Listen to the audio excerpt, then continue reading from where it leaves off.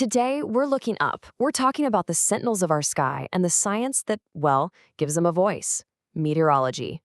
So let's just start with this one simple but kind of profound question. What if you could actually read the sky? I mean, not just guess, but truly understand what it's telling you about today and about tomorrow.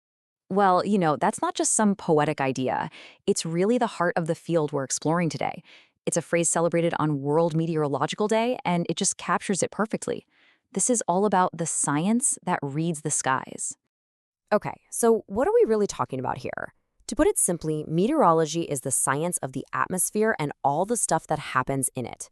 We're talking about everything from the rain outside your window to the huge, complex patterns that shape our entire global climate.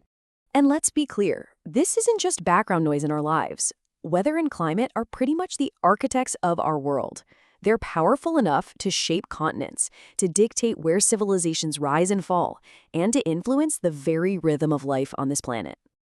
Understanding that incredible power brings us to our first big idea, and it's really a foundational principle for this whole field: respecting weather's power. What's so interesting here is that you can really see the two sides of meteorology. On one hand, you've got your everyday forecast. It's about convenience, planning your day, figuring out what to wear. But on the other side, you've got these critical warnings, and that's when it suddenly becomes about safety and even survival. So, here's the crucial takeaway. This goes way beyond simple convenience. At its very core, the mission of meteorology is to protect. It's here to shield communities from harm and to safeguard all of our futures from the atmosphere's most extreme forces. But that begs a huge question, right? How can anyone possibly predict and track these massive global forces? Well, the answer means we have to think bigger, which brings us right to our next point: embracing global science. The answer is actually one of the most successful but maybe least known stories of global cooperation out there. See, no single nation can do this alone. It only works when thousands of voices from all around the world come together, sharing what they know, constantly, in real time. And this breaks down the process perfectly. It all starts with this huge network of global observation: satellites, weather stations, you name it, all collecting data. Then that data is shared instantly between countries. After that, these incredibly powerful supercomputers crunch all the numbers to model the entire atmosphere. And only then, finally, is all that global knowledge fine-tuned to create the local forecasts that you and I rely on. And driving this whole global machine are two main ideas, two pillars of progress. First, just constant innovation, always searching for better tech and more accurate models.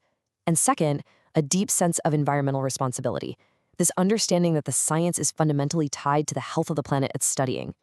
That sense of responsibility leads us right into our last section, which looks beyond today's forecast to focus on something bigger: safeguarding our tomorrow.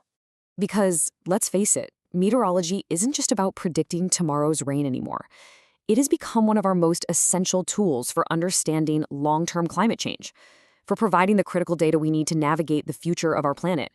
So when you put it all together, that respect for power, the embrace of global science, and the mission to protect the future, what you're left with is a simple but really profound commitment. It's almost like a pledge for the planet.